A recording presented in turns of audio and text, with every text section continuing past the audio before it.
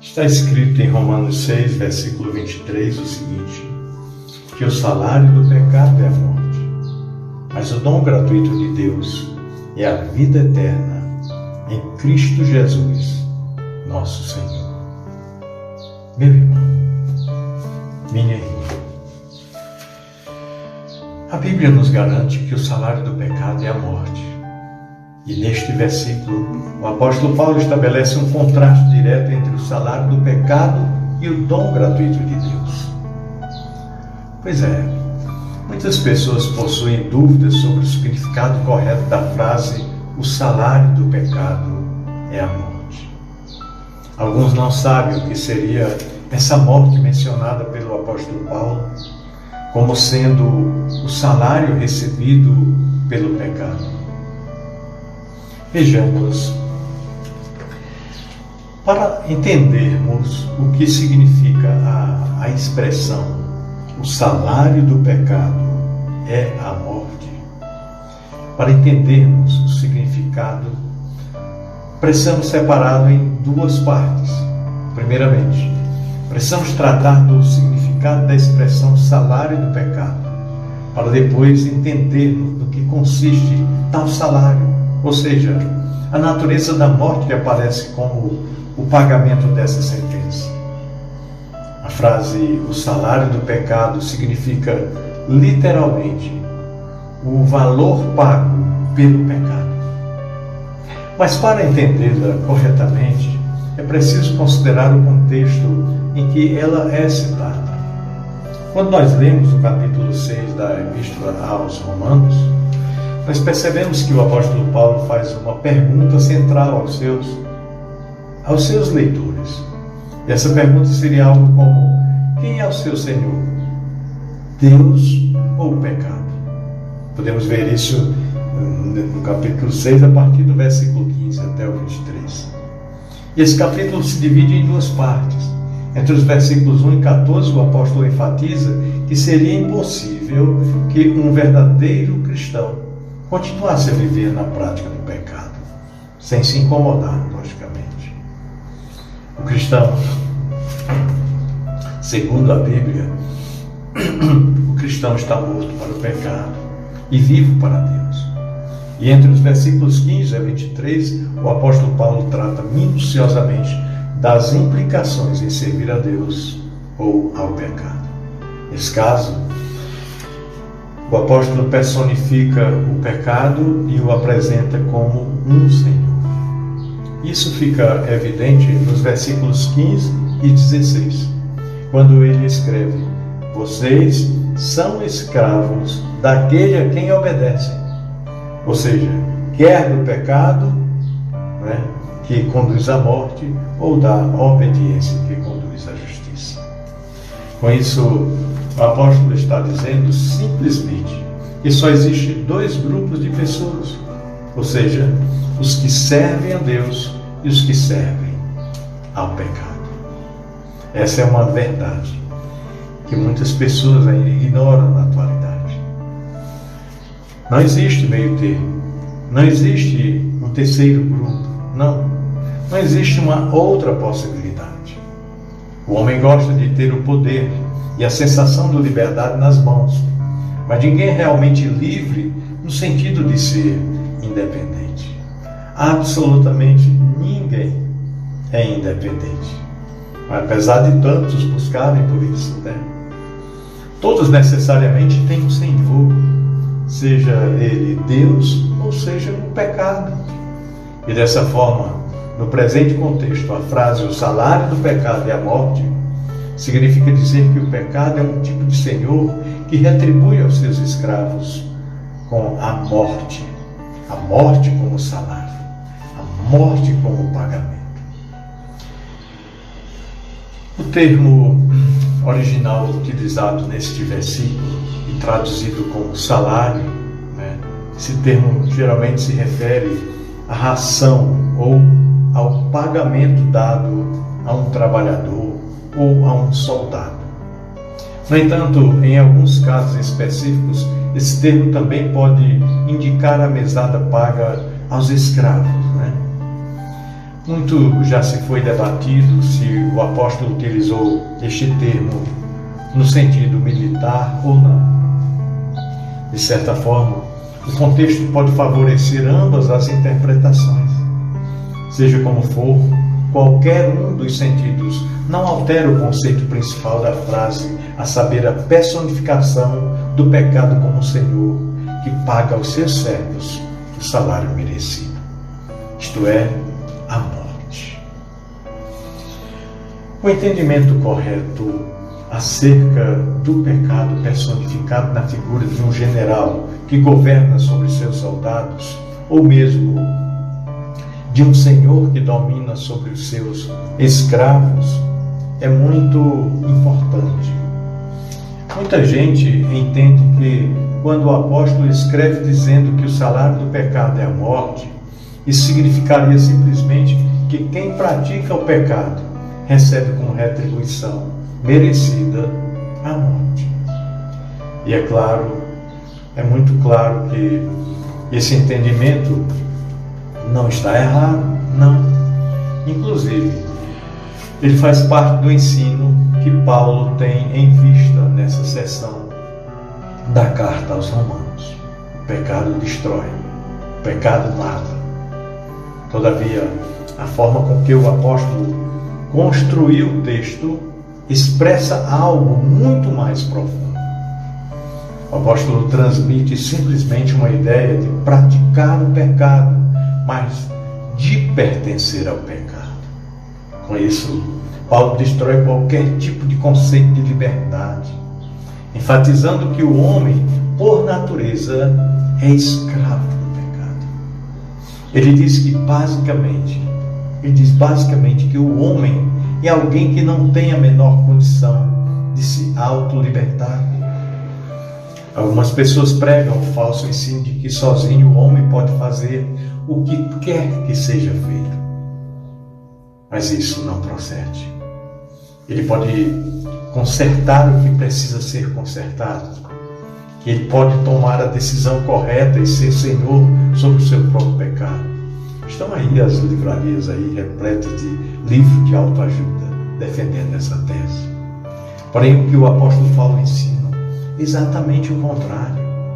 O pecado é o senhor e o homem é o escravo. A única forma de o homem ser liberto dessa escravidão e ficar livre do salário merecido que é a morte é sendo servo de Deus, é se colocando sob o senhorio de Deus na sua vida, tornando-se um escravo de Deus, um soldado de Deus. Como já foi dito, o homem necessariamente terá um senhor. Se não for Deus, então inevitavelmente será o pecado. Mas que tipo de morte é o salário do pecado? Já que o salário do pecado é a morte, que tipo de morte é essa? Depois que nós entendemos o que significa a expressão salário do pecado, precisamos também entender qual é esse salário. Isto é, de que tipo de morte o apóstolo Paulo está se referindo aqui?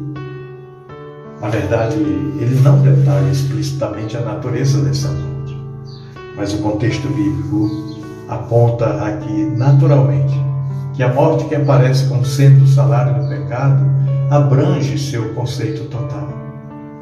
Isso significa que o salário do pecado é a morte, e essa morte inclui também a morte física. A morte física, mas envolve também a morte espiritual e a terceira morte, que é a morte eterna. Para entendermos isso, basta recorrermos ao alerta de Deus dado a Adão com relação à árvore do conhecimento do bem e do mal, lá em Gênesis 2, que o Senhor 2,17, o Senhor disse: no dia que dela comeres, certamente morrerás.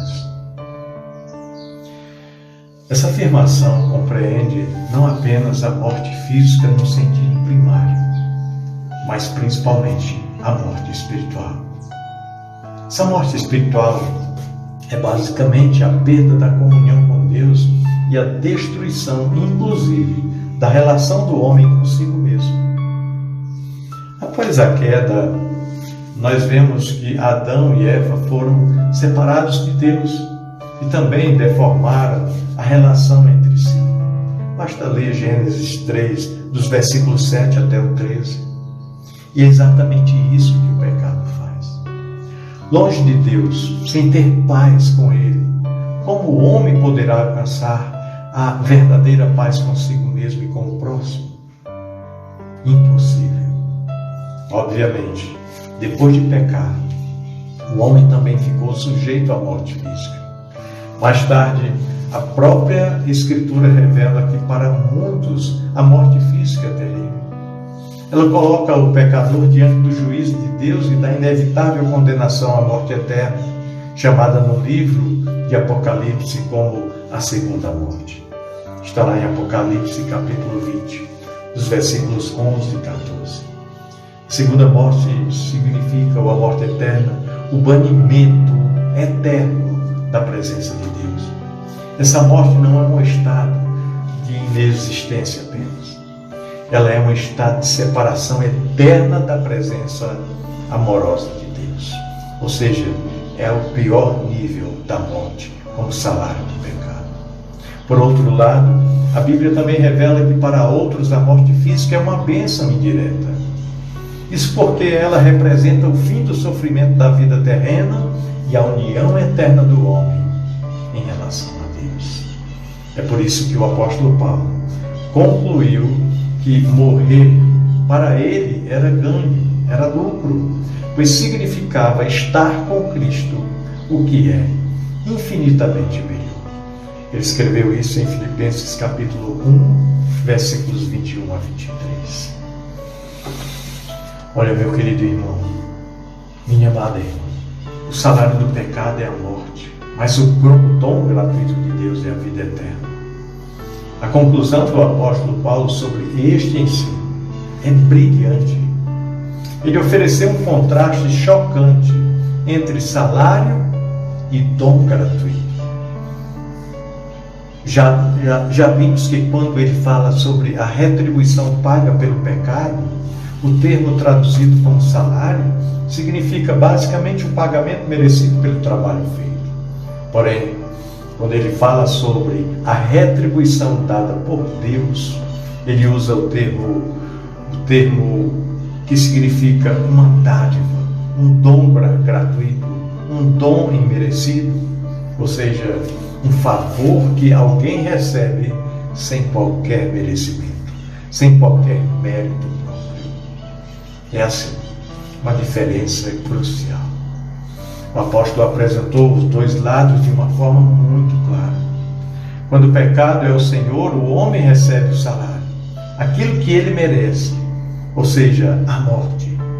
Mas quando Deus é o Senhor, aí o homem recebe uma dádiva, ou seja, aquilo que ele não merece, isto é, a vida eterna em Cristo Jesus. Esse ensino esmaga qualquer tipo de senso de autogratificação que possamos ter. Se nós acharmos que merecemos algo e que devemos ser recompensados por isso, saibamos então que tal recompensa é a morte, pois ela é tudo que nós merecemos. Porém, se olharmos para a nossa própria vida e percebermos o quão miseráveis nós somos, aí nós passaremos a entender que tudo vem pelos méritos de Cristo. É por sua morte expiatória no Calvário que não recebemos o nosso salário, mas o dom gratuito de Deus. A liberdade que o homem encontra no pecado, na verdade, é a escravidão e a libertinagem. Mas a escravidão que o homem encontra em Deus é, na verdade, a autêntica liberdade. Ou seja, o homem só é livre em Cristo Jesus. Servindo ao pecado, o homem recebe o que é justo e seu salário é a morte. Mas servindo a Deus, se refugiando nele através de Cristo, o homem não recebe o que lhe é justo, mas recebe aquilo que de nenhuma outra forma ele teria direito, ou seja, a vida eterna. O salário do pecado é a morte, mas o dom gratuito de Deus é a vida eterna por Cristo Jesus, nosso Senhor. Diante disso, meu querido irmão, minha amada irmã, realmente a pergunta é inevitável. A pergunta é: quem é o Senhor da minha vida? O pecado ou Deus? Grande abraço, meu querido irmão. Deus abençoe sua vida. Deus guarde e proteja de todo mal a sua família.